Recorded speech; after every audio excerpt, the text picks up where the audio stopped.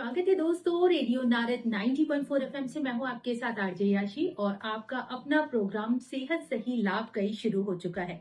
जी हाँ, एक ऐसा शो जिसका आपको बेसब्री से इंतजार रहता है।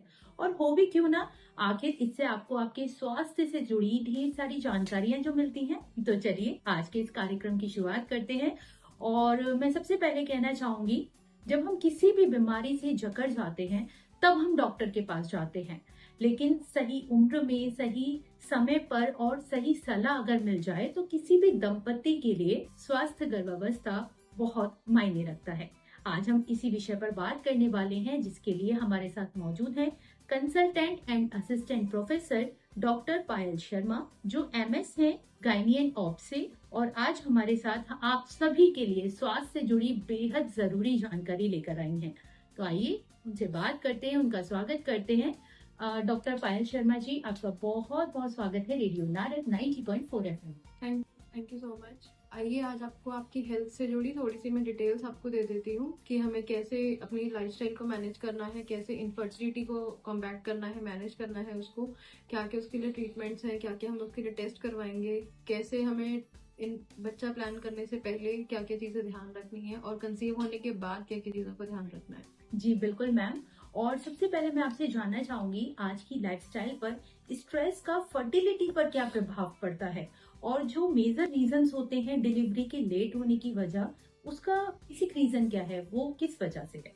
बिल्कुल, जैसे आजकल स्ट्रेस जो है वो बहुत ज्यादा इम्पोर्टेंट फैक्टर है, बहुत कॉमन फैक्टर है कि हर जगह है ही है। और स्ट्रेस ऐसा नहीं है कि आज या कल का स्ट्रेस है, एक आध दिन में कोई स्ट्रेस आ रहा है आप उसके बारे में सोच रहे हो, ऐसा नहीं। जो बहुत लॉन्ग टर्म है उस स्ट्रेस के बारे में बात करी जाती है, जो आपको डे टू डे अफेक्ट करता है, आप सोचते रहते हो उस चीज के बारे में।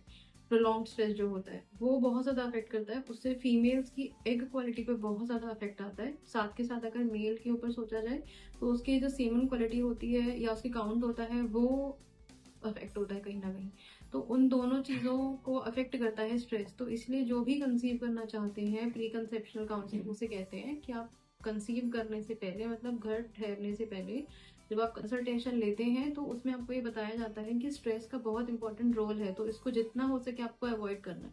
बिल्कुल मैम। वहीं कौन सी ऐसी कॉमन हेल्थ प्रॉब्लम्स होती हैं, जैसे पीसीओएस हो गई, ओबेसिटी हो गई, या आपकी थायराइड हो गई, जो फर्टिलिटी पर इम्पैक्ट डालती हैं, और इनकी टाइम पर स्क्रीनिंग लेना क्यों जरूरी है? बिल्कुल, पीसीओएस जो है वो कंसीव होने में बहुत टाइम लगाता है। पीसीओएस जो होता है पॉलीसिस्टिक ओवेरियन सिंड्रोम होता है। तो आपकी अंडादानी के अंदर छोटी छोटी गांठें इकट्ठी होने लग जाती हैं, और वो इस हद तक होती हैं कि 12 से 20 के करीब वो छोटी छोटी इकट्ठी हो जाती हैं, दोनों अंडादानी में हो जाती हैं। तो उसको बोलते हैं हम पीसीओएस। उसकी वजह से आपके फेस पे हेयर आने लग जाते हैं, हेयर फॉल होने लग जाता है, पीरियड्स जो है वो इरेगुलर हो जाते हैं, फ्लो कम हो जाता है, मोटापा आने लग जाता है, या फिर आप बहुत ज्यादा वेट लूज एकदम से कर देते हो। तो लीन पीसीओएस है या फिर ओबीस पीसीओएस है। तो अगर आप पीसीओएस की तरफ जाते हैं और उसके बाद आप ट्राई करना शुरू करते हैं प्रेगनेंसी के लिए, तो वो कंसीव होने में बहुत ज्यादा डिले करवा देता है। फिर आता है हमारा थायराइड। तो थायराइड की वजह से भी हमारा एचपीओ एक्सिस पूरा डिस्टर्ब हो जाता है, जो कंसीव नहीं करने देता है। तो जब तक आपका थायराइड नॉर्मल रेंज में नहीं रहेगा वो कंसीव नहीं होने देगा। फिर उसके बाद आता है हमारा ओबेसिटी। ओबेसिटी आपको पता ही है, अगर आपका बॉडी मास इंडेक्स जो है वो 18 से ऊपर है, 20 से ऊपर है, 25 से ऊपर है सपोज, तो वैसे ही आपको नेचुरली कंसीव होने में बहुत दिक्कत करेगा। इन केस अगर 1% आपने कंसीव कर भी लिया तो वो आपकी पूरी प्रेगनेंसी को मैनेज ही नहीं कर पाओगे आप, क्योंकि वैसे ही आपका बॉडी वेट इतना ज्यादा है, फिर साथ में बच्चे का वेट मिला के 10-11 किलो वैसे बढ़ जाता है पूरे 9 महीने के अंदर। तो वो आपको मैनेज करना बहुत ज्यादा दिक्कत वाला काम हो जाता है। तो इससे बेटर है कि आप अपनी चीजों को, लाइफस्टाइल को सुधारो, ताकि वो चीजें आपको बाद में इतनी परेशानी ना करें। ये तो बहुत ही खास जानकारी दी मैम आपने। वहीं ये भी बताएं कि अगर कोई कपल प्री प्लानिंग कर रहा है बेबी के लिए, तो डॉक्टर किस तरह के टेस्ट बताते हैं और क्या प्रिकॉशंस उनको स्टार्टिंग से ही लेनी चाहिए? बिल्कुल, अगर आप कंसीव करने से पहले कंसल्टेशन लेते हैं तो उसमें आपको प्रॉपर आपके ब्लड टेस्ट कराए जाते हैं, ब्लड वर्क कहते हैं उसको। तो जैसे हमारा सीबीसी हो गया, आपका कंप्लीट ब्लड काउंट है, उसमें कितना इन्फेक्शन आ रहा है, टीएलसी डीएलसी कितनी है, एएसआर कितना आ रहा है, वो मेजर करा जाता है। वो इतना इम्पैक्ट अगर आपको लगता है नहीं देता है तो विटामिन डी जो है वो हमारा फर्टिलिटी का विटामिन होता है, एंटी फर्टिलिटी विटामिन होता है वो। तो अगर आप विटामिन डी आपका कम है तो भी वो कंसीव नहीं होने देगा। है ना। इसी के साथ साथ आपके थायराइड पे पूरा काम करा जाता है, थायराइड चेक करवाया जाता है, TSH कितना है, T3 T4 कितना आ रहा है। फिर आपका डायबिटिक तो नहीं हो, प्री डायबिटिक तो नहीं हो, क्योंकि अगर आप डायबिटिक या प्री डायबिटिक हुए तो आपके चांसेस है कंसीव होने के, आपको बच्चे में भी जाएगा, जेस्टेशनल डायबिटीज बोलते हैं, पूरी प्रेगनेंसी भी परेशान रहोगे, प्लस आपको जो बच्चा बॉर्न होगा वो 4 किलो या 4 किलो से ऊपर का होगा, तो कहीं ना कहीं बच्चे में भी जाने के चांसेस हैं वो डायबिटीज।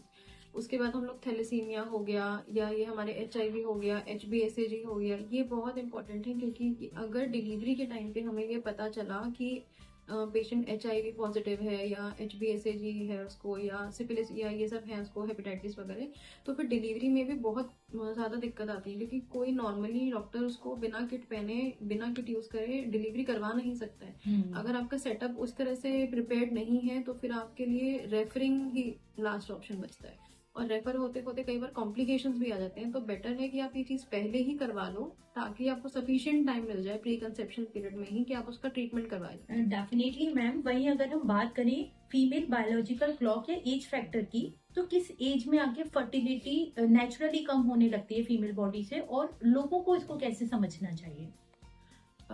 आजकल जैसे सबकी शादियां लेट हो रही हैं, पढ़ाई लेट हो रही है, चीज़ें बहुत डिले हो गई हैं, बहुत स्लो पेस लाइफ चल रही है, तो उसमें ये होता है कि 30 के बाद ही सब यूजुअली शादी की तरफ प्लान करते हैं। मेल और फीमेल दोनों के साथ यही है। 30 के बाद जो है फीमेल्स की एग क्वालिटी कम होने लग जाती है, जो कि 35 तक आते आते ऑलमोस्ट निल रह जाती है। निल नहीं रहती तो वो ऐसा रहता है कि क्वालिटी खत्म हो जाती है, क्वांटिटी कम हो जाती है एग की ना। तो उसके लिए हमें बार बार फिर आप एक होता है एंटी मोरेलियन हार्मोन, AMH बोलते हैं उसको, वो फीमेल्स में जो हार्मोन होता है वो भी, उसकी भी अमाउंट कम होने लग जाती है। तो अगर AMH कम होगा तो भी आपको कंसीव होने में प्रॉब्लम आएगी, प्लस अगर आपकी एग की क्वालिटी अच्छी नहीं होगी या क्वांटिटी कम होगी तो वो भी आपकी फर्टिलिटी में अफेक्ट करेगा। प्लस अगर यही चीज़ आप मेल के लिए देखो तो स्पर्म की क्वालिटी जो है और क्वांटिटी दोनों चीज़ें आपकी अफेक्ट होगी। जी मैम। वही फर्स्ट ट्राइमेस्टर प्रेगनेंसी जो होती है उसमें कौन कौन से वार्निंग साइंस होते हैं जिसमें हमें सबसे पहले जाके डॉक्टर को दिखाना चाहिए, और उसके लिए बिल्कुल देरी नहीं करनी चाहिए? बिल्कुल, प्रेगनेंसी अगर आपकी कंसीव हो जाती है, उसके बाद जो हमारे पहला ट्राइमेस्टर होता है वो 3 महीने का होता है। तो जो पहले 3 महीने होते हैं, जैसे ही आपके पीरियड मिस हुए हैं वो 1 मंथ काउंट हो गया आपका। उसके बाद के जो बाकी 2 मंथ्स होते हैं उसमें आपको फॉलिक एसिड सबसे पहले शुरू करना है, क्योंकि 3 महीने का पूरा फॉलिक एसिड का साइकिल रहता है। अगर आप उसको नहीं लेते हैं तो उससे बच्चे में कहीं ना कहीं डिफेक्ट आने लग जाते हैं, न्यूरल ट्यूबर डिफेक्ट बोलते हैं उसको, NTD, या फिर बच्चे में डाउन सिंड्रोम होता है, स्पाइना बाइफिडा होता है। तो ये सब कहीं सब के सब NTD के ही पार्ट है। तो अगर आप ये चीज़ें अवॉइड करेंगे, जैसे कि उसको स्पॉटिंग होना शुरू हो गया, वेजाइनल ब्लीडिंग होना शुरू हो गया, उसको पेन हो रहा है बहुत ज़्यादा, आपको लग रहा है नहीं नॉर्मल है, जैसे घरों में ऐसा बोला जाता है कि नहीं बच्चा ठहर रहा है तो दर्द होता है तो नॉर्मल है, बट बर्दाश्त करना एक लिमिट तक होता है, उसके बियॉन्ड अगर आप बर्दाश्त करवा रहे हो तो कहीं ना कहीं चीज़ें ठीक नहीं है। तो इस वजह से हमें बहुत ध्यान देना है। फिर वाइट डिस्चार्ज, अगर बहुत ज़्यादा आपको वाइट डिस्चार्ज हो रहा है तो हो सकता है कि वो एक अर्ली साइन हो थ्रेटेंड अबॉर्शन का, आपको वो भी ध्यान रखना है। प्लस हो गया आपको वॉमिटिंग, नोजिया, ये बहुत कॉमन है, इसे मॉर्निंग सिकनेस बोलते हैं हम, फर्स्ट ट्राइमेस्टर में ही देखा जाता है ये। बट अगर ये बहुत लिमिट बियॉन्ड हो गया, जैसे कि आपका 5 किलो वेट भी कम हो गया है पहले ट्राइमेस्टर में ही, तो उसको हम बोलते हैं हाइपर एमेसिस ग्रेविडेरम। तो वो चीज़ नहीं होनी चाहिए। अगर वो हो रही है तो आप उल्टी की दवाइयाँ ले सकते हैं डॉक्टर से, गैस की दवाइयाँ ले सकते हैं डॉक्टर से। अगर आपको लगता है कि हमें गैस ज़्यादा बनती है तो आप गैस के कैप्सूल ले लो, वो इतना ज़्यादा हार्म नहीं करेंगे बच्चे को। अगर आप नहीं लोगे उसके ज़्यादा नुकसान है बच्चे के ऊपर। तो अगर आपको उल्टियाँ हो रही हैं तो आप टाइम टाइम पे डॉक्टर को दिखाइए, फॉलिक एसिड का सप्लीमेंटेशन लीजिए, विटामिन B12 अपना पूरा रखिए, डाइट अपनी अच्छी रखिए। खाना थोड़ा थोड़ा खाना है, बार बार खाना है, भर भर के पेट को नहीं खाना कि हाँ अब पूरी ये 2 रोटी खाते हैं तो 2 रोटी एक बार में खा ली, 3 रोटी खा ली। वो डेढ़ डेढ़ करके आप बार बार खाते रहो, एक एक करके बार बार खाते रहो। बीच में फ्रूट का सर्विंग बहुत इंपॉर्टेंट है, और जितना हो सके फर्स्ट ट्राइमेस्टर में लिक्विड आप ज़्यादा लीजिए, चाहे दूध मीठा करके ले लो, चाहे जूस ले लो, घर का बनाया हुआ ही होना चाहिए सारा खाना। जी मैम। वही बहुत से लोग आज भी अवेयर नहीं है IVF और IUI को लेकर। आज भी लोगों के अंदर इन चीजों का डर रहता है कि कौन सी सीरिंज उनकी बॉडी में जाए, और स्पेशली प्रॉपर गाइडेंस फीमेल्स को नहीं मिल रही है। आप इसके बारे में किस तरह से उनको अवेयर करना चाहेंगी? बिल्कुल, IUI और IVF जो है बहुत बड़ा बोन है सबके लिए, जो कंसीव नहीं कर पा रहे हैं पेरेंट्स, इररिस्पेक्टिव उन्होंने बहुत ज़्यादा ट्रीटमेंट्स ले लिए हैं। जो अपने गांव देहात में होता है कि हमने सब जगह इलाज करवा लिया है, सबको दिखा लिया है, कोई टोटका वोटका कुछ नहीं है, और ये सब चीज़ें अगर कवर हो चुकी हैं आपकी आपके एंड पे, आई थिंक कि आपको आईयूआई और आईवीएफ की तरफ जरूर जाना चाहिए। ये बहुत अच्छी चीज़ है कि आप उसको मतलब स्टिग्मा ना बनाएं उसका कि अरे वो उसका बच्चा आईवीएफ से ठहरा है, किसी और का अंडा है, किसी और के स्पर्म्स हैं। ऐसा ऐसा कुछ भी नहीं होता। वो अपने हिसाब से आपको चेक करेगा गायनेकोलॉजिस्ट या ऑब्स्टेट्रिशियन कि वो कितना फर्टाइल हो कितना नहीं हो। अगर आपका एजोस्पर्म में आ गया, स्पर्म काउंट ही नील है, तो वो आपको डोनर भी देंगे ना, तो उसमें आपको एक बोन ही मिलेगा, एक बेनिफिट ही मिलेगा कि आप उसको कंसीव करवा रहे हो। तो उसमें ऐसा नहीं है कि किसी और का बच्चा है। वो आपके ही गर्भ में पलेगा, वो इंजेक्शन के थ्रू प्रॉपर आपके ही गर्भ में पाला जाएगा। तो वो 9 महीने आप ही उसको कैरी करोगे अल्टीमेटली, तो वो किसी और का हो ही नहीं सकता। क्योंकि अगर कंसीव नहीं होता, फैमिली पूरी नहीं होती है, तो भी कपल्स के बीच में बहुत ज़्यादा डिस्टरबेंस रहता है, जो कई बार ऐसा होता है कि with some time and to divorce, है ना। तो वहाँ तक चीज़ें जाती हैं सिर्फ फ्रस्ट्रेशन की वजह से। तो मुझे लगता है आईवीएफ और आईयूआई इतना ज़्यादा कोई बड़ा स्टिग्मा नहीं है जिसको आप लोग इतना ज़्यादा हैवी हो जाता है कि नहीं करना नहीं करना, जाना ही नहीं है। तो एक बार कंसल्टेशन आपको लेके देखनी चाहिए। मुझे लगता है कि वो कहीं ना कहीं बेनिफिट रहता ही है उसका। जी मैम, वही मिसकैरेज यानी बच्चे का गिरना किसी भी दाम्पत्य के लिए बहुत इमोशनल फेस होता है और ऐसे में उनको मेंटल सपोर्ट की बहुत जरूरत होती है। तो किस तरह का उनको मेंटल सपोर्ट दिया जाना चाहिए जिससे वो खुद को भी कवर कर सके? बिल्कुल, जैसे कि आपने बताया कि मिसकैरेज के बाद स्ट्रेस लेवल बहुत ज़्यादा बढ़ जाता है।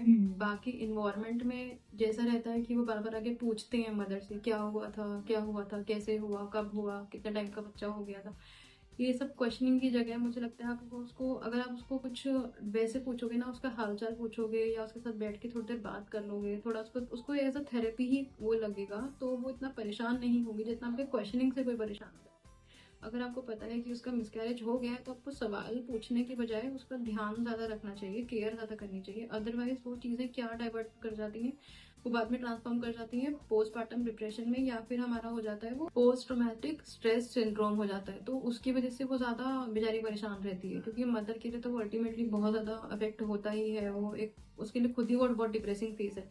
तो बार बार उसको पोक करके उससे कोई वो चीज़ें ठीक नहीं होने वाली हैं, है ना। तो आप उसको उसकी केयर करो, वो ज़्यादा बेटर है। उसकी डाइट के बारे में उससे पूछ लो, उसके पास बैठ जाओ, उसको कहीं आसपास जैसे थोड़ा वॉक वगैरह करवा दिया, उसका थोड़ा इन्वायरमेंट चेंज अगर होगा तो मदर इवेंचुअली उस चीज़ से बाहर आ।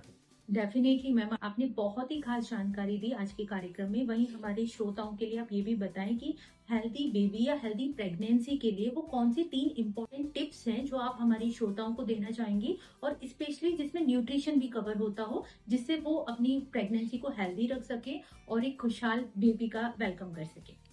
जैसे कि हमारा ये होता है लाइफस्टाइल, आपको बहुत लेट तक आपको सोना है, फिर सुबह भी लेट तक उठना है।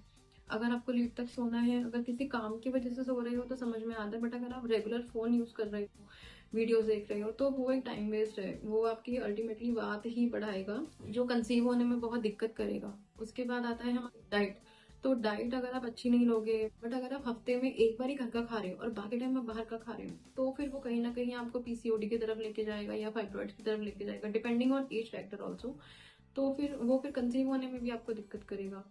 रेगुलर यूज पे दही, मैंने एक बार पहले भी बताया था, रेगुलर यूज पे दही नहीं लेना है, कभी कभार 2-4 दिन छोड़ के ऐसे लेना है। आप छाछ ले सकते हो, मट्ठा जिसको बोलते हैं, वो आप डेली ले सकते हो, वो आपको बेनिफिट ही करेगा। लिक्विड डाइट जितना हो सके घर पे लेना है बना के, अपना जूस हो गए, शेक्स हो गए, जो भी कुछ आपको लेना है वो आप घर पे ही लें। उसके बाद आता है हमारा स्ट्रेस। तीसरी चीज जो है वो स्ट्रेस है। अब बिल्कुल उसको एरेडिकेट कर दीजिए। अगर आपको सोचना ही पड़ रहा है तो ऐसा है कि हाँ, थोड़ा बहुत चलता है सबके लाइफ में, वो इग्नोर करना ही शुरू करना पड़ेगा। अगर आप उसको अपने ऊपर हावी करवा लोगे तो फिर वो कंसीव भी नहीं होने देगा। अगर कंसीव हो गया तो जो प्रेगनेंसी अगर कैरी हो रही है तो कहीं ना कहीं बच्चे के ऊपर इफेक्ट आएगा। और ये 9 महीने के बाद बहुत ज़्यादा केसेस में देखने को मिला है कि जिस तरह से माँ पूरे 9 महीने में रहती है, वैसे ही चीज़ें बच्चे के ऊपर इफेक्ट करती हैं। अगर मदर बहुत ज़्यादा परेशान रहेगी तो बच्चा बाद में जो होगा वो चिड़चिड़ा सा पैदा होगा, वो बड़ा होकर भी चिड़चिड़ा सा ही नेचर का रहेगा।